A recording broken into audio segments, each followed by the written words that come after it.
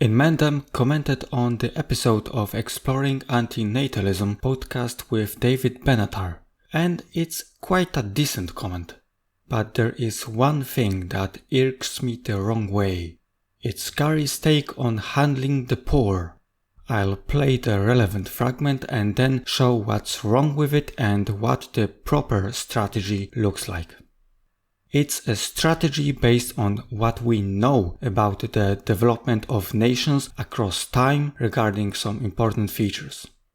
Check the links below, you'll find there awesome talks and relevant articles and the tool I used to record graphs and animations you'll see later. I highly recommend you check them out.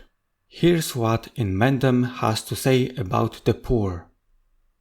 And then you can see where you're allowed to be quite illogical in those circumstances where you don't put it into the real world and put it into the real circumstance of actually doing what you want to do, which is real prevention. So it's almost like this idea that poor people aren't to blame and they shouldn't be punished, and yes, all those things are true, but the practical fact is if you feed them and give them guns, they'll be a menace. It's just a fact. Okay, so if you give them the capacity to make more of a mess, they will. So if you actually want to prevent starvation, you don't do it by feeding the hungry. It doesn't solve the problem, it makes the problem worse. And so those are practical realities that have to be the framework for a conversation about how what the law should be. So anyway, so he's very he wants to run away from any statement that antinatalists wish to impose on the current perpetrators in any way. Like they're going to go out and start arresting the rapists and stuff. No, they're just not rapists themselves. They do their little vegan thing and their little life is bad thing and leave it at that. And frankly, that's not going to fix the problem. That's not going to do the job. I mean, like I said, I don't want to be a hypocrite about it. In a way, we don't have to do anything but stop the ignorant poor. If you stop them, world population declines. It's just a fact. The game is over. So if you can abolish ignorance breeding ignorance, in the sense of poverty, creating impoverished minds that can't figure out something better to do with their life, or think their life is over when they're 16 and start making decisions about, I'm a very good procreator, I know how to be a parent, sure you do. So that's another conversation that should be had with people, is about their gross incompetence. I mean, even a smart person going to have a hard time anticipating all the nuance that there is to raising a child. Not a simple thing. It's not like cutting your grass or something. It's something that's very delicate. You can turn your kid into a perpetrator, a predator, or you can turn your kid into prey. Two very negative things. You want to avoid that. You want to have you want to raise something that's civilized and decent and productive and all these good things. And it's not that simple. You just don't pop the thing into the world and it turns out all right. I can summarize Gary's points as: if you feed the poor, they will continue making a mess. If you want to prevent starvation, you don't feed the hungry. It only makes the problem worse. We only have to stop the ignorant poor. The world population will decline. I'll start with the last item. You have to have a plan on how you're going to stop the ignorant poor. If you don't, then you're not saying anything useful. What does it even mean to stop the poor? It doesn't mean anything. It's not a sentiment that anyone can act on. What about feeding the poor? I'll address the more general point, which is the quality of life of a population. This can be ascertained through some metrics: calories per day, various health indicators such as health of the children and child mortality rate, income and wealth, education, especially for women, access to contraception, abortion, family planning, integration of women into the labor force, age at first marriage for women. You can actually measure these things across time and across countries. Let's start with food. We have Kenya from Africa, India from South Asia, Mexico from North America, United Arab Emirates from Middle East in West Asia. We start in 1961 with between 2,000 and 2,300 calories per person in Kenya, India, Mexico, and with 6 to 8 children per woman. We started the clock, and immediately Mexico shoots to the right. They get more food per person per day. With that, they have fewer babies. You see the trend also in India and in United Arab Emirates. In the 90s, we get data from Ethiopia, and they make astounding progress. They go from around 1,500 calories to 2,200, and from 7 children per woman to 4. This is a very strong correlation between access to food and fertility rates. One of the most important indicators of health of a population is child mortality. In 1970, between 8 and 16% of all infants in the selected countries die. They die young. They die due to malnutrition, starvation, disease, parasite, diarrhea.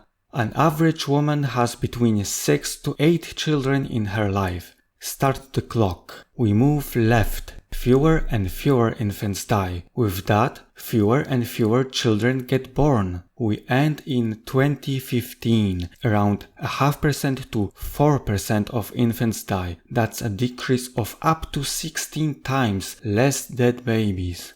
An average woman has 2 to 4 children in her life. That's a massive decrease of about 2 or 3 times less children per woman in less than 50 years. The better the health system, the fewer people suffer, the fewer children die. The fewer children die, the fewer children get born.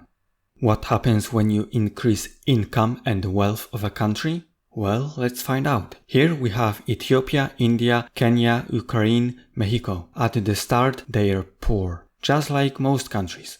Let's start the clock. As time goes on, Ukraine gets more wealthy. We see a dip because of the First World War and the Spanish flu pandemic. But the progress resumes soon. With the progress, we see a dramatic fall of the fertility rates from the initial 7 to around 2 children per woman. Around the 70s, we see that Mexico and India start to move. They get wealthy, and with that, the fertility rates drop. Since the 80s, Kenya follows. It's getting wealthy and the fertility rates drop. From the late 90s, Ethiopia joins the party. People get wealthy and have fewer children per woman. We get to around 2020. Ukraine, India, Mexico have fertility rates between 2 and 3 children per woman. Ethiopia and Kenya aren't as wealthy and they have higher fertility rates, around 4 children per woman. Wanna see the future? Let's go! We simulated the progress of all those countries based on the observable trend. In 2040, we can expect Ukraine, India, Mexico to have the fertility rate of around 2 and women in Ethiopia and Kenya to have around 3 children on average. This is all in line with the trend. This is possible because the nations will have progressed. As the average income increases, the fertility rate decreases. This is observable across time, across nations, across religions. The more money people make, the fewer children they have. This is a solid trend. Education plays a very important role. We start in 1970s. People spend little time in school, if at all. On average, they get around 2 to 4 years of education. A woman has around 5 to 8 children in her life. Start the clock. With time, we see a massive increase in education. People spend more and more time in school. And what happens? Women have fewer and fewer children. In 2015, people spent on average from 6 to 13 years in school. Women have 2 to 4 babies in their lives. When people are more educated, they can make better decisions. They can get a better job. They don't need many children to sustain the entire family. And when they are in school, they don't make babies. One of the most important indicators of advancement of society is average life expectancy. We start in 1900. In the selected countries, people live on average 20-30 years. It's not a welcoming world. Women have between 6-7 children in their lives. As years go by, life expectancy increases. There is a major regress for the First World War and the Spanish flu pandemic. After that, the countries slowly move to higher life expectancy. Second World War pushes them back. They get back on track fast. When people live in good conditions and live for at least 50 years, there is no need to bring so many new people into the world. Fertility rates start to go down. The year is 2020. People live between 70 and 80 years. Women can have around 2 to 4 children. Do you want to visit the future? We move forward. Ethiopia and Kenya move to where India and Mexico were decades ago. 2100, new century. People live between 80 and 90 years in select countries. We have around 2 babies per woman. This is the future. The sooner and the faster the poor countries progress in standards of living, health, income, education, the sooner and faster we'll observe decreased fertility rates. We see this happening all around the world. We will see this happening in the future. This is easy to see when comparing and tracking the histories of various countries, but this trend also holds true within countries. As the poor in an otherwise relatively wealthy country get a better quality of life, they get healthier, wealthier, more educated, they also have fewer children. As an additional point, we can say that the more developed are the countries, the richer they become, the more resources they need, and their capacity to affect the environment also drastically increase. They destroy the environment, natural habitats, thus decreasing populations of wild animals. The animals don't have a place to live, so they don't. Animals also decrease in numbers. Fewer animals get born, fewer animals suffer. You want to decrease the birth rates? You don't stop the poor, you help them. You give them a hand in education, economy, health system, civil rights, so then they can take care of themselves. And with that, they won't have as many babies as now.